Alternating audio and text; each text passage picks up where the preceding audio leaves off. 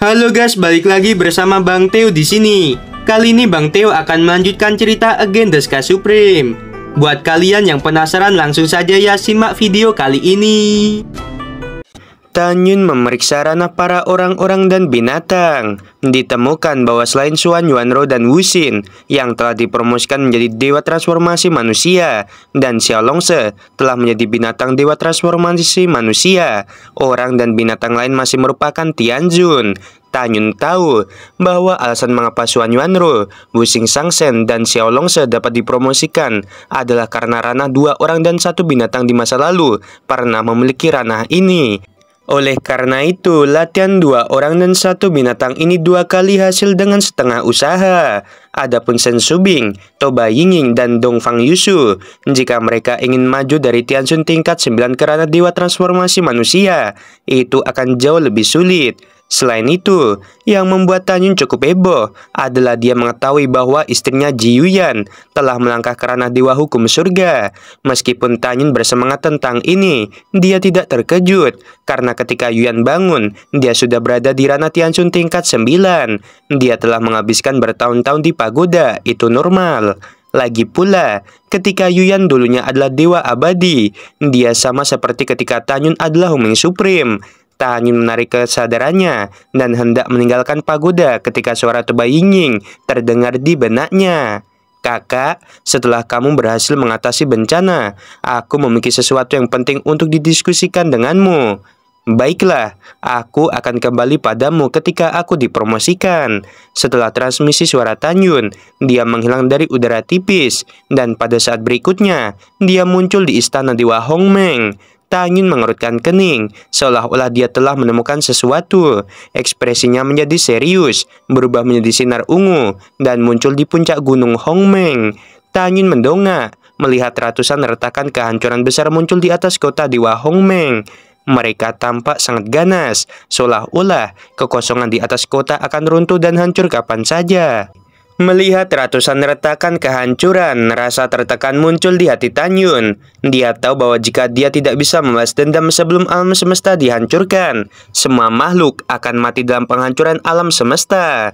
Tanyun terbang menuju kota luar dengan kecepatan ekstrim. Saat Tanyun menyentuh penghalang bencana, segera langit di atas pegunungan Hongmeng yang luas mengamuk dan awannya padat. Langit yang tadinya cerah kini menjadi gelap gulita. Tubuh Tanyun melonjak hingga 20.000 kaki dalam satu pikiran. Dia berdiri di udara dan permukaan tubuhnya memadatkan baju besi Hongmeng. Tanyun menatap malapetaka yang luas dan berkata dengan sungguh-sungguh, "Bencana dari semua hal, aku sudah menunggumu terlalu lama. Datanglah padaku." Malapetaka segala sesuatu sangat menakutkan, dan itu juga disebut malapetaka hidup dan mati. Ketika bencana berhasil, dapat dipromosikan karena dewa transformasi manusia. Kekuatan kemanusiaan berasal dari kolam spiritual. Kekuatan kemanusiaan ini juga disebut kekuatan para dewa. Kekuatan kemanusiaan setidaknya 10 kali lebih kuat dari kekuatan keabadian. Oleh karena itu, begitu seorang Tianjun dipromosikan menjadi dewa transformasi manusia, kekuatannya akan meningkat pesat. Kekosongan runtuh satu demi satu dalam getaran, dan seberkas cahaya warna-warni dilepaskan dari awan gelap yang bergulir, menutupi area 3 juta mil di bawah Tanyun. Segera, bunga, tanaman, dan pohon naik ke langit. Kelopak dan daun tampak diberkahi dengan kekuatan yang tak tertandingi, merobek kekosongan, dan menembak ke arah Tanyun dengan kecepatan tinggi. Pada saat ini, kelopak dan daun yang lebat berubah menjadi senjata, meninggalkan goresan mengejutkan pada baju besi Hongmeng Tanyun. Sebulan penuh kemudian, baju besi Hongmeng di tubuh Tanyun telah dicekik dan dihancurkan. Kelopak dan daun yang tak berujung dengan darah yang mengalir deras, meninggalkan bekas luka yang mengejutkan di tubuh Tanyun. Dengan suara keras yang memakakan telinga, di awan gelap yang mengepul luas, bencana agung memancarkan aura yang menakutkan, menyelimuti Tanyun dengan cara yang mengancam. Waktu berlalu, 5 bulan penuh telah berlalu. Ketika awan gelap yang luas memudar, langit masih cerah. Di pegunungan yang hancur, Tanyun yang tidak dapat dikenali dan hampir hanya tersisa kerangka, masih berdiri dengan bangga di langit. Tanyun mengangkat kepalanya dan berteriak. Akhirnya, malapetaka itu berhasil diatasi. Dengan suara hati yang melonjak, Tanyun mendarat di pegunungan yang hancur. Dia duduk bersila, memejamkan mata, dan merasakan perubahan di tubuhnya. Hampir pada saat yang sama, jiwa abadi Hongmeng di benak Tanyun juga berubah menjadi jiwa manusia Hongmeng. Itu berarti Tanyun telah memasuki ranah dewa transformasi manusia. Dengan peningkatan ranah Tanyun, segera aura kuat melonjak keluar dari tubuhnya, menyebabkan radius jutaan mil ada retakan ruang gelap. Segera Tanyun melemparkan sumber cahaya dengan kekuatan magis, dan dalam sekejap mata, lukanya pulih seperti sebelumnya. Armor mulia Hongmeng. Begitu Tanyun memikirkannya, tiba-tiba satu set armor mulia Hongmeng yang memancarkan aura Hongmeng yang kuat muncul di tubuhnya. Saat Tanyun memadatkan armor mulia Hongmeng, kekuatan fisiknya telah meroket dari menghancurkan artefak peringkat ke-11 dengan tangan kosong, menjadi dapat menghancurkan artefak Tianjun tingkat tinggi dengan tangan kosong. Tanyun yang tingginya 20.000 kaki memiliki tatapan menghina dunia. Dia sangat percaya diri, dan dengan kekuatan tantangan lompatannya, dia cukup untuk menjadi orang pertama di bawah ranah Supreme. Kekosongan itu seperti riak air. Tubuh Tanyun tiba-tiba menyusut, dan ketika dia menjadi tinggi normal, dia mengenakan jubah putih, berubah menjadi sinar putih, terbang keluar dari pegunungan Hongmeng, dan menembak ke arah kota Dewa Hongmeng. Tanyun berkata, "Ying-Ying, aku kembali dari kesengsaraan." Pada saat berikutnya, Toba Ying-Ying yang keluar dari udara tipis di depan Tanyun. Dia berkata dengan cemas, "Kakak, aku ingin berbicara denganmu tentang beberapa masalah strategis untuk melawan alam dewa Xingtian dan Xi Yuan." Tanyun dan Toba Ying-Ying datang ke ruang diskusi. Toba Ying-Ying berkata, "Kakak, kekuatan keseluruhan alam dewa Hongmeng kita jauh lebih lemah daripada alam dewa Xi Yuan dan alam dewa Xingtian. Jika ada perang di masa depan ketika kamu berurusan dengan dua leluhur besar, akan sangat sulit bagi kita untuk mengalahkan pasukan alam dewa Xingtian dan alam dewa Xi Yuan." Mendengar ini, Tanyun mengangguk setuju dan berkata, "Ya, apa yang kamu katakan masuk akal. Aku juga berpikir begitu. Aku sedang memikirkan cara untuk mencegah kekuatan inti alam dewa Xingtian dan Xi Yuan meningkatkan kekuatan mereka, atau tidak, memberi mereka kesempatan untuk berkultivasi." Tanyun bertanya, "Ying-Ying, apa rencana terbaikmu?" Toba Ying-Ying berkata, "Kakak, aku punya rencana yang menurutku layak. Mari kita dengarkan." Tanyun tersenyum. Mata indah Toba Ying-Ying berkedip dan berkata, "Kakak, rencana ini adalah untuk menyalahkan orang lain." Tanyun mengerutkan kening. "Bagaimana caranya?" Toba Ying-Ying berkata, "Kakak, kamu menyamar menjadi dewa leluhur Xi Yuan, dan aku menyamar sebagai dewa leluhur Xingtian, menyelinap ke alam semesta luar, mencuci darah di kota iblis, dan kemudian dengan sengaja membiarkan beberapa orang hidup. Dengan cara ini, Raja Iblis bisa marah, dan kemudian Raja Iblis akan didesak untuk menyerang alam dewa Xi Yuan dan Xingtian. Dengan cara ini, para senior dari dua alam dewa akan menjaga benteng perbatasan, membuat mereka tidak dapat berkultivasi dengan tenang."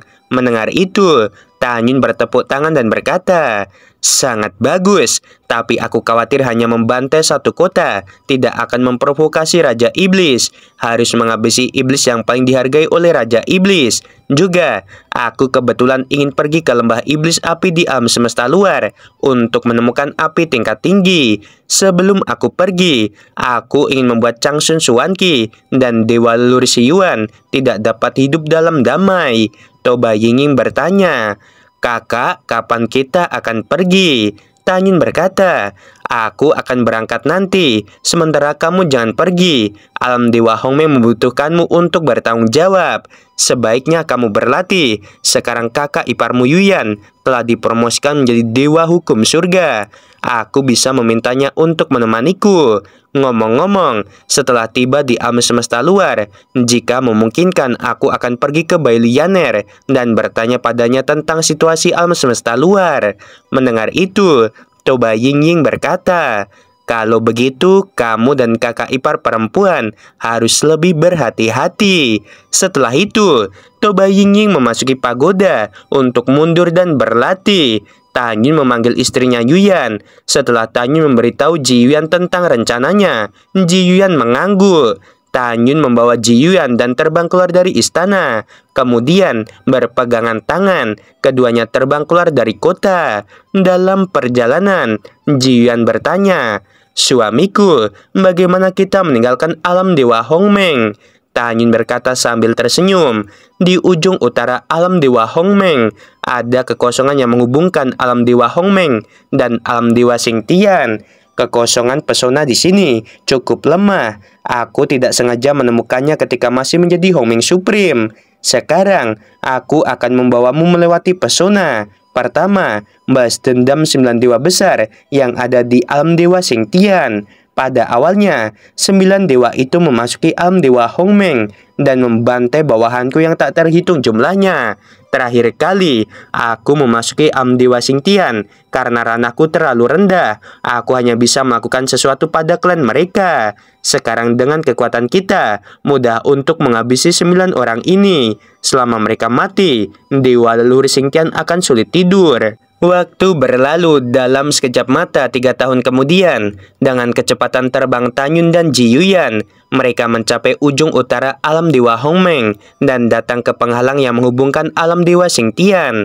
"Yuyan, kekuatan pesona di dalam sangat kuat. Kamu masuk ke pagoda, dan aku akan membawamu masuk," kata Tanyun. Ji Yuyan menggelengkan kepalanya. "Suamiku, jangan lupa, aku adalah penguasa abadi di alam semesta terakhir, dan aku adalah klan dewa kuno abadi seperti dirimu. Aku sekarang ranah dewa hukum surga. Tubuhku kuat, ditambah dengan kekuatan keabadian. Kekuatan penghalang itu tidak dapat melukaiku sama sekali." Begitu dia selesai berbicara, tubuh Ji Yuyan tiba-tiba melonjak dari langit menjadi ukuran raksasa 10.000 kaki. Setelah itu, kekuatan abadi memancar seperti banjir naga yang berputar di sekelilingnya. Tanyun tersenyum menggunakan tubuh tirani Hongmeng dan ukuran tubuhnya melonjak hingga 10.000 kaki, kemudian memadatkan armor Hongmeng. "Yuyan, aku akan membuka jalan untukmu." "Tidak," Ji Yuyan berkata sambil tersenyum. "Suamiku, ranahmu lebih rendah. Aku akan menjagamu dan membuka jalan untukmu." Tanyun tertegun sejenak lalu tersenyum dan berkata, "Baiklah, silahkan Nyonya." Ada sedikit rasa malu di wajah Yuyan yang menakjubkan. Segera, dia mengelurkan tangannya dan menabrak penghalang. Yuyan merobek penghalang yang lemah dengan kedua tangan. "Suamiku, ayo pergi." Tanyun tertawa dan terbang ke penghalang terlebih dahulu, diikuti oleh Yuyan. Segera, dalam kehampaan yang gelap gulita, bilah angin berubah menjadi pesona padat sepanjang ratusan kaki, merobek kehampaan dan menebas Tanyun terus-menerus. Terakhir kali Tanyun memasuki pesona di sini, hanya Raja Suci tingkat 4 yang hampir mati. Tapi kali ini, dia tampak ringan dan tenang. Bilah angin yang kejam dan tak berujung itu hancur ketika mereka menebas Tanyun. Di sisi lain, bilah angin dari kekuatan pesona tidak dapat memantahkan kekuatan yang dipadatkan oleh Yuyan. Dengan suara, Tanyun menghancurkan penghalang dengan pukulan. Yuyan melangkah keluar dari kehampaan gelap dan muncul di kedalaman pegunungan Xingtian. Segera, penghalang di belakang Tanyun dan yang lainnya pulih sendiri. Setelah itu, keduanya tiba-tiba menyusut. Tanyun berubah menjadi penampilan setengah baya, sementara Yuyan berubah menjadi wanita dengan pesona abadi. "Suamiku, kemana kita akan pergi sekarang?" Yuyan tersenyum menawan. Mata Tanyun mengungkapkan niat membunuh yang tak terselubung. "Di masa lalu, orang yang paling banyak menghabisi bawahanku adalah Raja Dewa Ganlun. Terakhir kali aku pergi ke kota Ganlun untuk menghancurkan keluarganya. Karena kita di sini kali ini, mari kita pergi ke kota militer Ganlun dulu dan habisi dia." Oke guys, sampai sini dulu ceritanya. Sebelum video berakhir, Mimin mau bilang sungguh membagongkan. Terima kasih.